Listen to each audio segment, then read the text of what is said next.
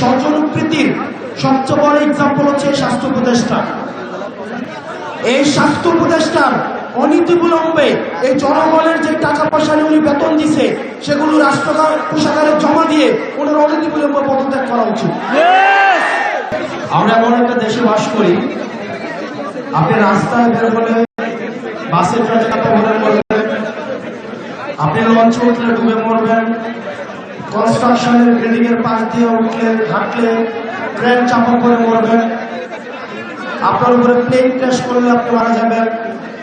এগুলোতেও যদি মারা না যান, আপনি কোভিডে মারা যাবেন, ডেঙ্গুতে মারা যাবেন, ম্যালেরিয়াতে মারা যাবেন, চিকিৎসার অভাবে মারা যাবেন।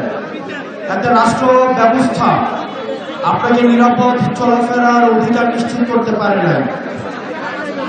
বাচ্চারা ক্লাস করছে, স্কুলে গিয়েছে, সেখানে হচ্ছে আমাদের দেশের বিমান বাহিনীর বিমান সেখানে প্র্যাকটিস করছে।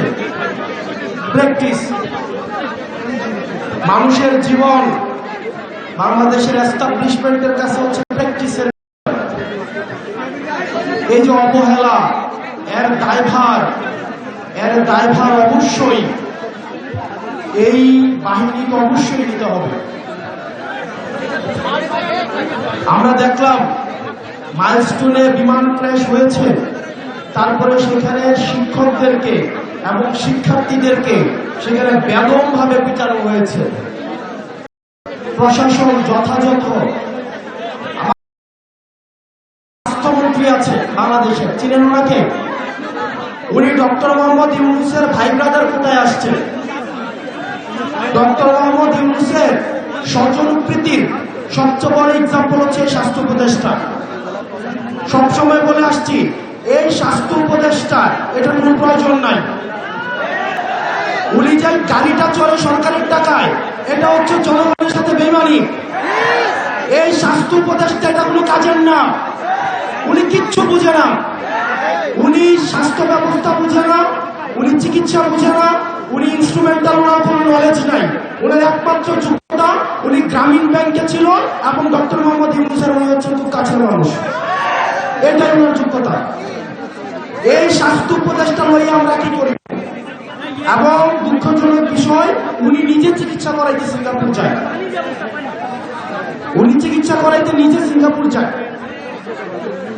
এখন আমরা বললে তো হচ্ছে বিরাট বেজার হয়, আমরা বললে রাগ হয়, রাগ। উনাকে নিয়ে একবার কথা বলছিলাম, এরপর উনি আর আমাদের সাথে কোনো যোগাযোগ করে না। এই স্বাস্থ্য উপদেষ্টার অনীতিবিলম্বে এই জনগণের যে টাকা পয়সা উনি বেতন দিছে সেগুলো রাষ্ট্র কোষাগারে জমা দিয়ে ওনার অনীতিবিলম্বে পদত্যাগ করা উচিত। প্রিয় চাঁদপুরবাসী, আমরা অভ্যুত্থানের পরে রাষ্ট্রটাকে ঢেলে সাজাইতে চাইছিলাম, কিন্তু দুঃখজনক বিষয়, আমাদের স্বাস্থ্য ব্যবস্থাও আগের মতো, আমাদের আইন শৃঙ্খলা ব্যবস্থাও আগের মতো। আপনি দেখবেন আমাদের দেশের সিভিলিয়ানরা কখনো হিরো হয় না, যার কারণে আমাদের এই যে মাহিরিন ম্যাডাম, যিনি এই মাইলস্টোন কলেজের 20 জন শিক্ষার্থীকে নিজে উনি উদ্ধার করেছেন, পরবর্তীতে উনি নিজের জীবন ওনার চলে গিয়েছে, উনি নিজে নিহত হয়েছেন। আমরা মাহিরিন ম্যাডামকে আমরা রাষ্ট্রীয়ভাবে আমরা যথাযথ মর্যাদা দিতে পারি না, এটা আমাদের ব্যর্থতা। এই সরকারের কাছে অনেক প্রত্যাশা ছিল, প্রত্যাশার পাওয়ার দিন দিন কমছে। দিন শেষে আপনাদের কাছে আহ্বান জানাবো, দলমত নির্বিশেষে আমাদেরকে ফেসিবাদের বিপক্ষে আমাদেরকে অবস্থান নিতে হবে। আপনারা গতকাল দেখছেন লাশের উপর দিয়ে এই আওয়ামী ফেসিবাদ আবার তারা হচ্ছে রাজনীতি করার চেষ্টা করেছে। আমরা ফেসিবাদ বিরোধী রাজনৈতিক দলগুলো সুকাহত, যারা বাংলাদেশকে ধারণ করে আমরা সুকাহত, কিন্তু আওয়ামী লীগ যদি ফেরার চেষ্টা করে তাহলে এই শোক শক্তিতে পরিণত হয়ে এই আওয়ামী লীগের চ্যাপ্টারটা আমরা ক্লোজ করছি, ভবিষ্যতের উত্থানের যে কোনো সম্ভাবনাকে আমরা নাই করে দেব।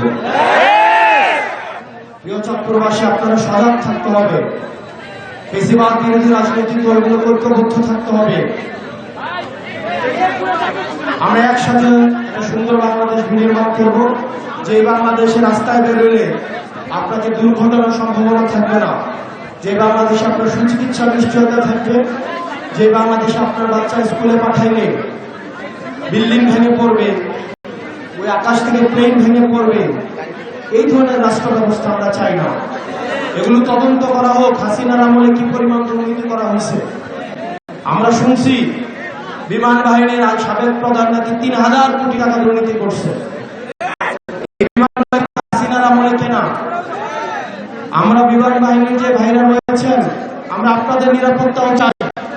আপনাদের নিরাপত্তাও কিন্তু ঝুঁকিতে রয়েছে। এইসব ইনস্ট্রুমেন্ট এগুলি কি সঠিক কিনা, ঝুঁকিমুক্ত কিনা, সেগুলো আপনাদের বিবেচনার সুযোগ আসছে। আপনারা সেগুলো বিবেচনা করুন, নিজেদের আবার পুনর্মূল্যায়ন করুন। আপনারা ভালো থাকবেন, সুস্থ থাকবেন। আমরা যেন এই জাতীয় সুখকে আমরা কাটিয়ে উঠতে পারি। যারা নিহত হয়েছে তাদের আত্মার মাগফিরাত কামনা করছি, আল্লাহ তাদের জান্নাত নসিব। যারা আহত হয়েছে, বাচ্চা বাচ্চা ছেলেরা 3 বছর 7 বছরের, আল্লাহ তাদের সুস্থতা দান করুক, আল্লাহ তাদের সুস্থতা গায়ব করুক। আল্লাহ আমাদের রাষ্ট্রীয় সম্পদগুলোকে আল্লাহ আমাদের উত্তোলন করার তৌফিক দান করুক। আপনারা সবাই ভালো থাকবেন, সুস্থ থাকবেন, আমাদের সবার জন্য দোয়া করবেন। আমরা একসাথে আমরা একটা সুন্দর একটা বাংলাদেশ নির্মাণ করবো। আসসালামু আলাইকুম ওয়া রাহমাতুল্লাহি ওয়া বারাকাতুহু।